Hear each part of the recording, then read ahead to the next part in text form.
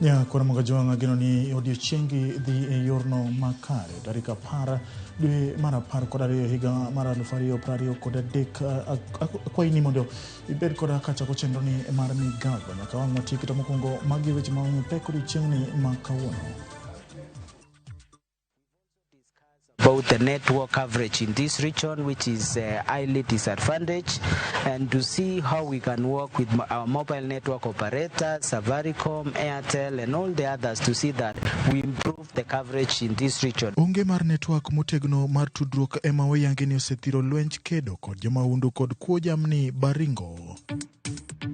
Jopur niang' Manzoia omiyo tend kambi sukar Manzoia ndalo 30 mondo chulgi omendagi makao kamano gidhirocho chenro kambino. Ameomba pesa, tumeweza kupewa. Manake alipata pale mfuko haina kitu. Lakini Jopinyo goyo koko ni jatend migao mar pinje Afrika ma ugwe Penina Malonza ewi pek ngima kamoko kuom jodolo Kisumu kwedo lipod nadko ni ok omulo pek mar ngima.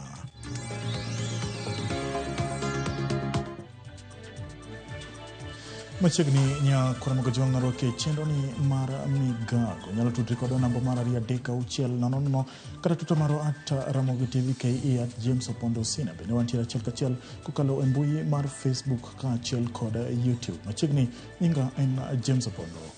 Onge mar network motegno mar tudruok ema oyangi ni osethiro lwenj kedo kod jomaundu kod kuo jamni e kaunti ma Baringo kod gwenge mamoko nyandwat mar hoho mar Okak. Kanowuoyo e gwenge mag Mogotio kinde mane oyaw mbui mar Wi-Fi, jagol mongirore e migao mar tudruok gi lony manyasani John Tanui olero ni migao mar weche tudruok dhi twak gi kembe mag tudruok kaka Safaricom gi Airtel mondo omed masinde mag tudruok e gwengego. Jaod bura Mogotio Ruben Borek bende nokwayo yaro tudruok e gwengego kaka yor kelo yot e tudruok e kind obila kod jogo makelo maundu e gwengego. Kama kutoka samana yako mbali Emily Mora pia na hali ilivyo hapo chini.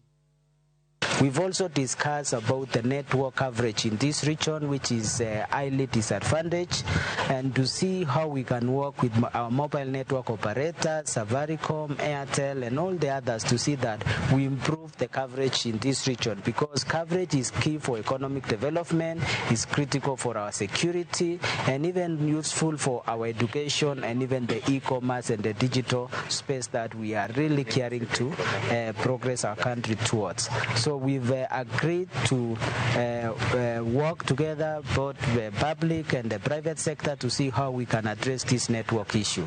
One of the things is the fiber connectivity we are doing will play a foundational role to make sure connectivity can be done easily in the region. Because with the fiber connected to the base stations, you'll be able to easily access the broadband like 4G and 5G. So we are going to ensure that we fast track this work we are doing.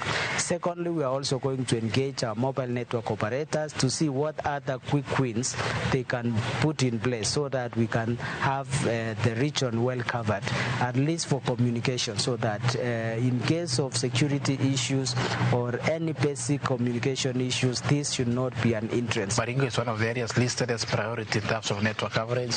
That is according to the PS and the ministry, and we hope that in the next 2 or 1 year we'll be able to get network coverage in Baringo, and it will be in a very big way in terms of tackling insecurity, because it will be easy to even track criminals using phones, and it can be easy to track their movement and to know where they are hitting next and even get intelligence.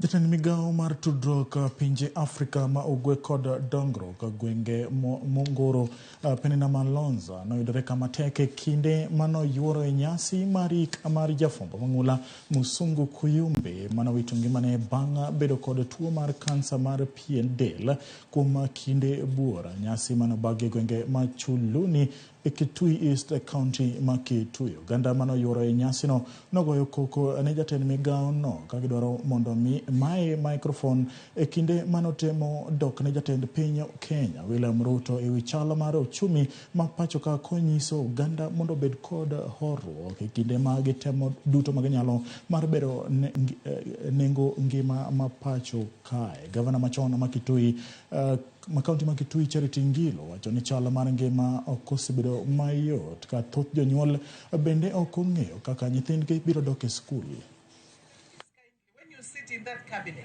you are a woman. Tell President Ruto watu wameumea mpaka wanaenda bila viatu. Sana. Na umwambie ya kwamba hata wazazi wale wako hapa hawajui kama watoto wataenda shule. We want to tell you it's one thing when we are ready and people are ready to pay taxes. But now it's a bit too much for the people of Kenya. Hiyo si jambo la kutumwa, anaelewa kabisa. Na ndipo maana unaona rais kila wakati anang'ang'ana, ameenda Ulaya, ameomba pesa, tumeweza kupewa. Manake alipata pale mfuko haina kitu.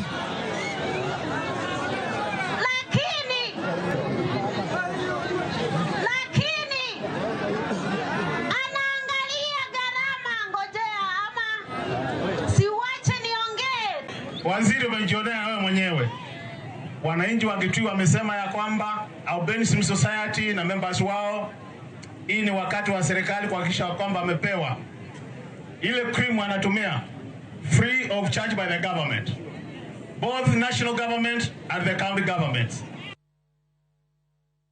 Paro mopogore medo kaluwore gi lipot mar NADCO mayando chwal bang' romo e kind kweth jo Kenya Kwanza kod duond buche maketo piny owacho tesre ka jotend dinde bende koro owuok oko kendo kwedo lipodno. Giwacho ni jopiny yande nigi geno ni romono ne dhi chwalo duoko makelo fungruok ne jopiny kaluwore gi pek mar ngima gino ma ne ok otimore ka gitwak e kind romo margi ma higa ka higa e gweng' ma Koguta Thurdiboro e sub-county ma Nyakach. Jotend dindego bende okwedo paro mar ndiko e tich jolup jotend migepe midendo gi dho ngere ni CAS ka giwacho ni mano biro mana medo pek ne jopiny kokalo e chudo mar osuru gi jopiny owacho mondo osum pach kanisa kinde duto e weche mamulo piny jopiny ka kanise ema oting'o thoth oganda e pacho ka. Jopiny nyalo konyore, thieth onge, chiemo onge, kwe onge, chunji ok nyal konyore.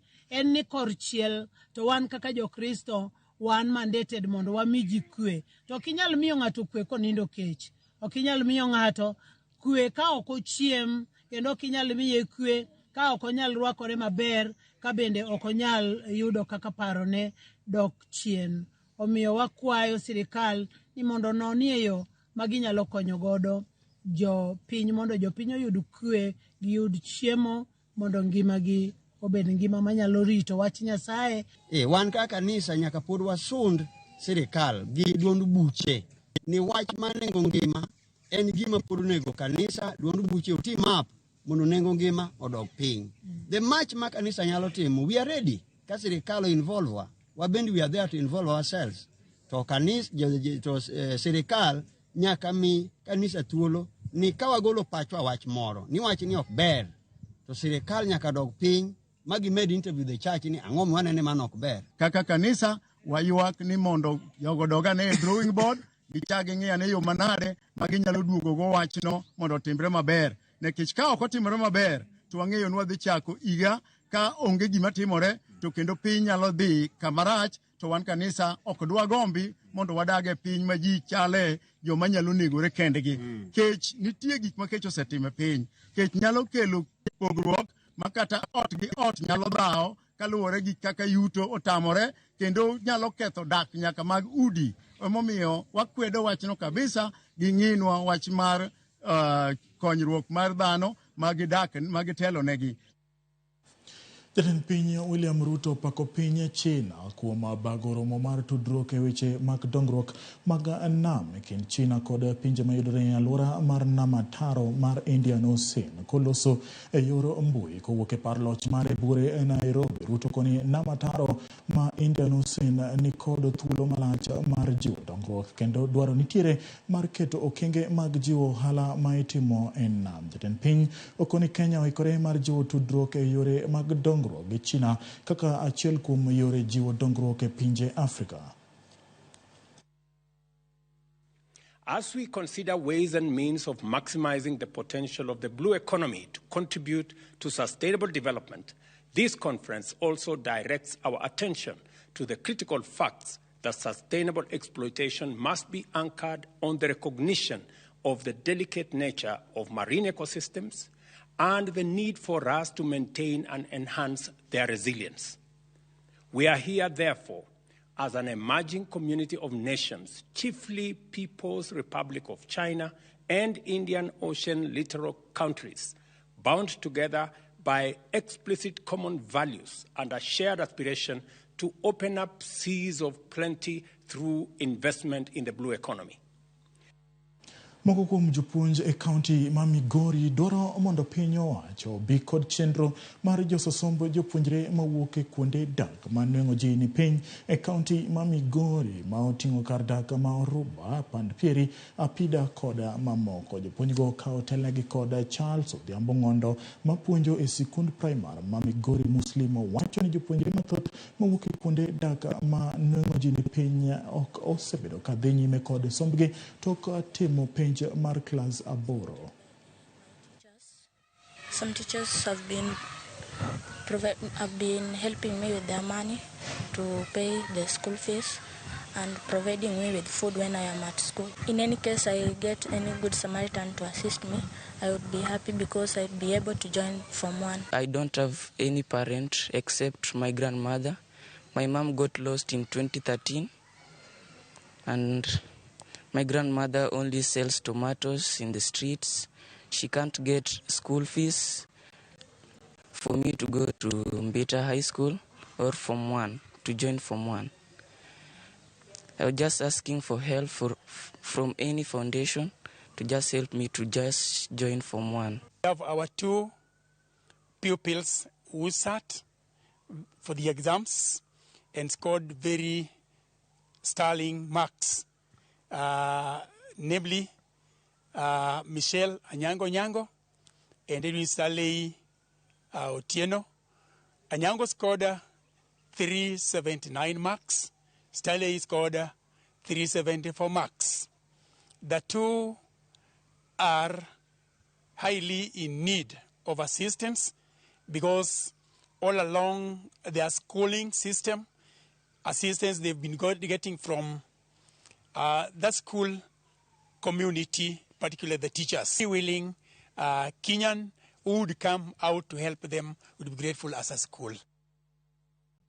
Ya kwa magojonga dana diye yue adundo neno ka ote udhuru kai rafiki Nyakwaru Pondo wacho neno Ramogi TV kaachiel gi Oscar Nyakwaru Rigi gi Celestine Nyagere kaachiel koda Victor Olweny jalamo japolo wacho ni Ramogi TV choponegi yorno makare kendo domoso jo kanisa gi mag Africa Rome Salaba Church Wycliffe Amala wacho ni Ramogi TV lere gwenge makaboch ka chieng' Wieteka Market. Sheni Otieno wacho ni aneno Ramogi TV kod rafiki Wodele Gala ko biero. Harriet Smart Move wacho ni japicha neno Migago malero kabisa gi Honorable Ruoth Okelo mar West Game gi jo Nerea Hotel Awendo te. Anna Harrison iro kawuok Rinya Awendo. Dhiambo Joseph wacho ni japicha yeyo na makare. Ne jo Arsenal gi Manchester pod waduogo pok watiko weche manyien kidhi mabor.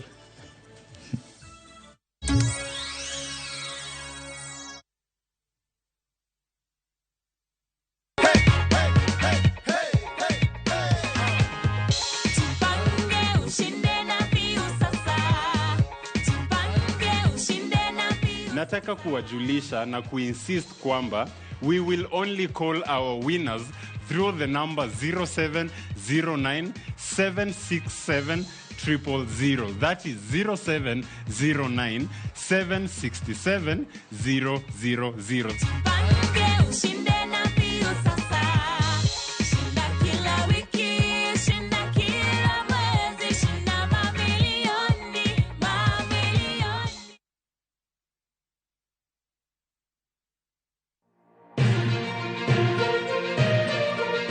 Weche manyien mamulo dhod chunyi maiye gin mago machiegni kodi. Weche thieth, anyuola, ohala to kata rita. Ka utuch to wan kode. Kotimore skunde e gweng'u ne wedeni kata osiepe magi duto wan go. Wan kae mar neno ni ng'eyo gima biro kendo bedo gi ikruok motegno. Onegi ng'e gima timore e seche motimore mapiyo piyo. To mae e kama iyude wechego. Nikech Kenya en marwa waduto, to Ramogi TV en odwa. To kendo wantie iye kanyakla achiel kaka onagi. Ma en rupiny kod mbaka oromo. E Ramogi TV. Sud machiegni mondo wago mbaka.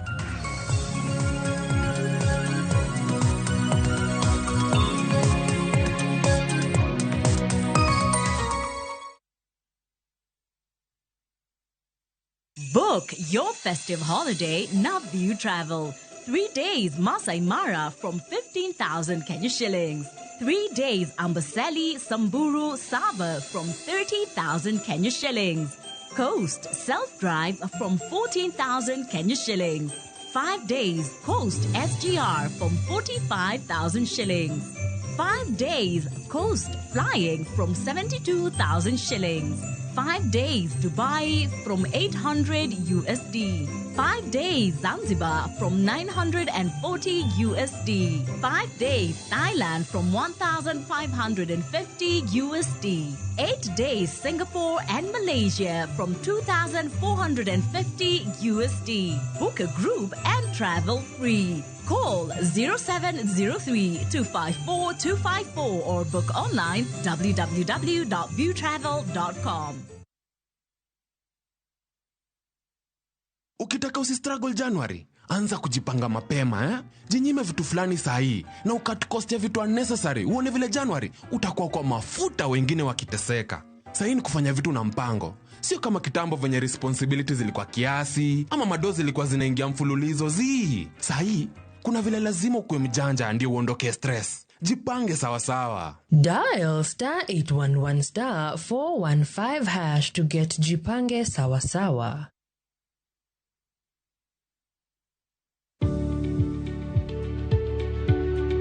Onge ng'ama ohero chulo osuru to koso timo kamano nyalo miyo iyud midhiero maka kod kacha. KCB ni yetu. KCB ni yangu. KCB is mine. KCB ni yetu. For people, for better. Ninaambia watu wangu, mimi nishekelea tu msafara wangu hapo polite, sawa? Leo nikuchapanisha mbaya sana. Form ilikuwa malotu one after the other, sawa? Tunatatua melia mayo. Bazen. Rada gani mchango? Rada safi. Sasa hii kazi ni kulai. Maze. Sasa hapo kichwa wangu. Kabisa. Iko aje? Iko best. Iko sawa? Sawa kabisa. Kabisa. Naifeel? Naipata ndio? Ndio hiyo. Kabisa. Ukidaisikia fiti ndugu, indo zabe, sawa? Wekelea na shabiki. Ina give. Pata free bonus bets, stats za game, odds moto na kama kina kuramba, cash out kabla beti chomeke. Wekelea na shabiki.com. Shabiki ina give. Na kugoja magizani ka bet kaka Ivana.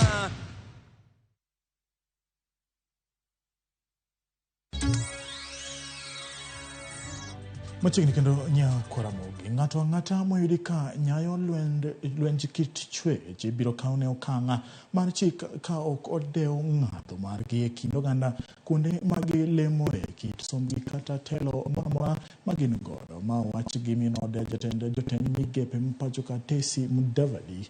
Tesi ne wuoyo e kinde mane giketo mise mar gedo mar kar jota mar jogo moringo oya e michgi nikech lwenj kit chwech motisi ni Hope Center mani kar chung od bura ma Kajiado West, the county ma Kajiado.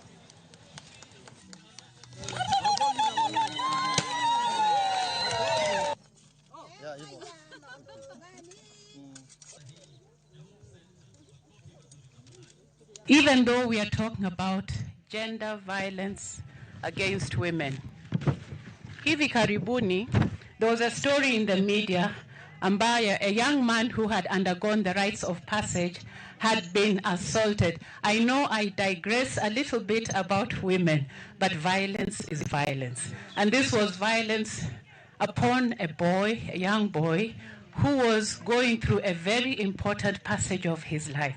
And I, as a mother, I cannot differentiate between a girl child and a boy child. A child is a child. This boy was assaulted by his mentors, the people who were supposed to take care of him. Sana sana wanaongea, wanasema gender-based violence, domestic violence, lakini mimi kama mama nasema a crime is a crime. Tukiita a crime, the perpetrators will face the full arm of the law. Lakini tukisema hii ni gender, hii ni domestic, hii ni this, how then shall these people face the full arm of the law? And they have committed a crime. They have instigated terrorism upon their fellow being. So what are tweeted to a crime and a crime? Thank you. Jalup Governor Masiaya William Oduolo kone duol makedo koda mibadhi koda rango bidhruok EACC mondo okasre mapiyo itimo nonro mar mibadhi mar pesa maromo milion 400 ma okoni otimore e kaunti no Masiaya. Duolo kone ji moko maromo 11 olal koda omenda mar kaunti. Walter Nyambaga nigi ler mathoth. I, CPA Dr. William Oduol. Bang' ne tonye nyimte net kidoro thiche oko kitude kod mibadhi mopoto. Jalup Governor Masiaya William Oduol koro wuok tung' mosuo kod duol makedo kod mibadhi kod rango bidhruok EACC mondo tim nonro kadiemo wang'. Mibadhi moduol wacho maromo shillings milion 400 olalgo kod ongoke mag kaunti Masiaya. Anti-Corruption Authority EACC nyowacho ni mibadhi ogedo siara ma milion 400 nyocho lal. Magiwacho ni rowere kod nyidendni 12 kotelnigi kod kijana miluongo ni Hezbon Opio kod jomoko 11. Tatemo mana ni mondo apar ni EACC ni wiwa pok owil. Nitie evidence mana present mar officials ma senior moloyo Hezbon Opio. Oduol wacho ni EACC kod DCI maduto ni kod ting' mar nyenyo adiera e koro winjore opedhi nyingi ji 11 ma mibadhi otwod tend kaunti Masiaya. But I must also warn EACC that we are watching them. Because we know, and I submitted incontrovertible evidence to EACC, to DCI. There are names of senior officials that were implicated with evidence. What they highlighted yesterday was one Hezbon Opio. I am waiting for the list, the names of the other 11 officials. They had better be senior people in finance. Tichabich mokalo report mar EACC ne olero ni nitiere mibadhi moro mar milion 400 e kama moko kuom jok machind mibadhi nomieno oting'o koda ka Hezbon Opio mane yudo chudo mar omenda mabuglang maromo milion 18 1980 830 ka chudo no pok oyangore ne marang'o. Oduolo koni ogotho thurio mag mibadhi kalore ne duond bura mar ODM kotend kaunti ne otemo gwethe oko e apisi kendo gisani to chung' gi chien mak mana ni ongecho wengene mar neno ni pesa mar jopiny tok ne chwe lwedo kod ongoke mag mibadhi. ODM impeached me at the County Assembly of Siaya. ODM took me to the Senate to basically write my political obituary. And I was saved by the rest of the other government. What would you do if you were in my position? Oduol olosi kinde mamoko kuom jo od bura Masiaya bende dwaro ni mondo EACC mondo wuog oko mar timo nonro mar maka chije madongo e weche mag mibadhi mok mana jolwedo kende. Walter Nyambaga, Ramogi TV. Mana kaka Walter Nyambaga oselero ni Oduolo go thothrio nyakore mgo jwang' wageno ni duol mar EACC bro timo mapiyo mondo mi omak jogo Anatio mibadhi ya kaunti ma Siaya. Kaudhi nyime oida ne pinyo wacho mar kaunti ma Migori ka utendo rekoda riwruok mar Food and Agriculture Organization FAO chiwo konya ma oting'o kodhi mar bel maromo tans 10 kod tans 250 mag chiemb dhok ne jopur maromo 1,500 mawuok e gwenge ma oro osebedo ka hinyo e kaunti ma Migori. Jafwambo marwa George Juma miwa ler mathoth kowuok e kaunti ma Migori. Kaunti ma Migori omede kwan ma kaunti ze piny Kenya ma osiro kaido midhiero ma ikelo kodoro. Kaunti ma Migori kodhi biro kaido kony ma ichiwo kod riwruogno mar Food and Agriculture Organization kata FAO bang' ka piny owacho mar kaunti ma Migori ne otero ywak margi ne riwruogni. Migori County, led by myself, had occasion to visit with Food and Agricultural Organization and requested support. Eigani kony ma ichiwo kod FAO ma oting'o kodhi mar bel maromo tans 10 kod chiemb dhok maromo tans 250 osekel ne jopur e kaunti ma Migori. Divided into two. That's for agriculture and for livestock. For agriculture we give them seeds, and then for livestock we'll give the range feeds that we have just seen here. This one will make them to at least get production for seeds for food. And people with animals will feed their dairy animals to get enough milk. Jopur maromo gana achiel kod 500 mawuok e ward 10 kod Darie kaunti ma Migori mawuok e sabkono Manyatike, Suna West ka achiel kod Uriri mabende oro osebedo ka koro hinyo higa ka higa.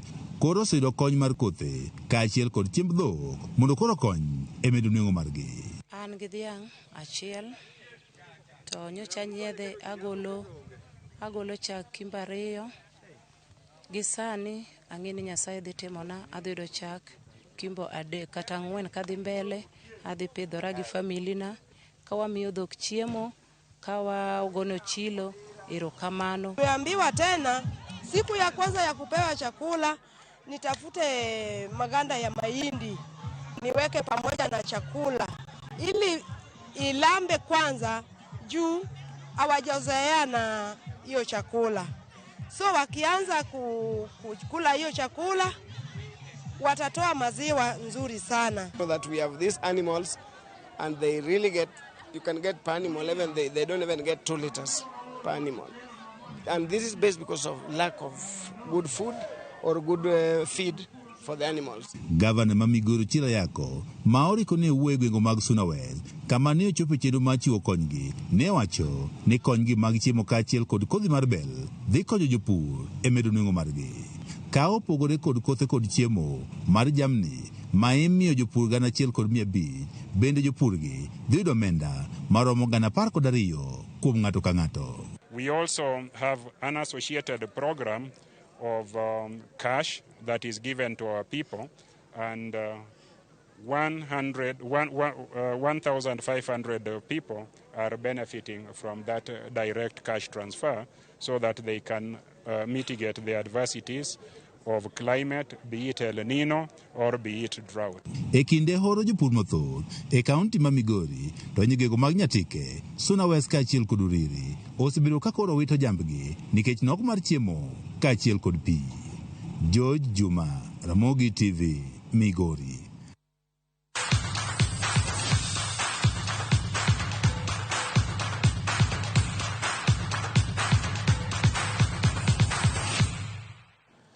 Bas, koro wadonjo wechego mag tuke. Gol